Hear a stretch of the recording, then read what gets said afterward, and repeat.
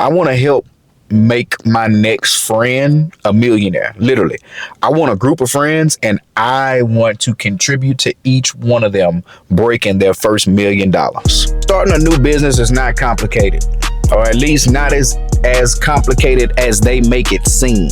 You need to do a couple of things though before you just start selling products or offering services for cash. You need to structure the business. You need to set the business up, giving the business an identity by doing a few things. Number one is going to be structure your business. So whether it's an LLC, an S Corp, a C Corp, a partnership LLC, right? Have it on paper, registered with the Secretary of State, with whatever state you live in. Go to your state Secretary of State's website and register your business name and the managing members of it. This is like a birth certificate, right? When you go and register your business on the Secretary of State's website, they're going to give you back what's called the Articles of Incorporation, or I'll give you back the articles, basically. The articles is like the birth certificate for a human. Now, step two. Now you got your birth certificate, you're born, right? Now, step two, you got to go over to the IRS and you got to request what's called an EIN. The EIN, think of this as like the social security card or the social security number for your business. So we're developing the business. We're literally creating a person, right?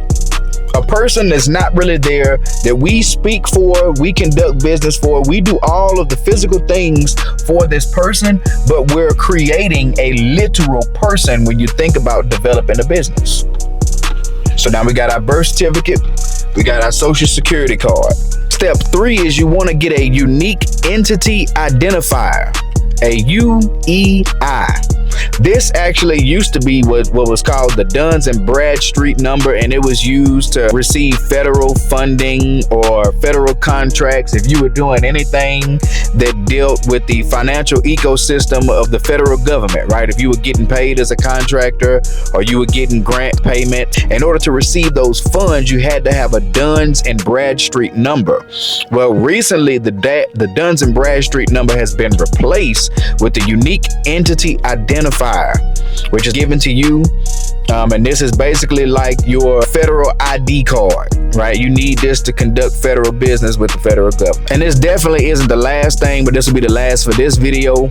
It's just a professional domain setup.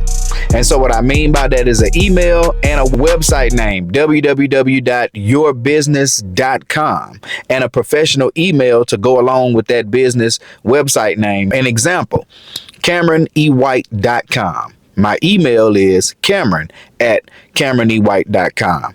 For more business tips and strategies, follow me, comment, like, share. I will be posting on YouTube shortly, so you guys can go find me on YouTube, Cameron E. White, same tag on TikTok, for more business tips, ideas, and strategies. We about to get to it, man.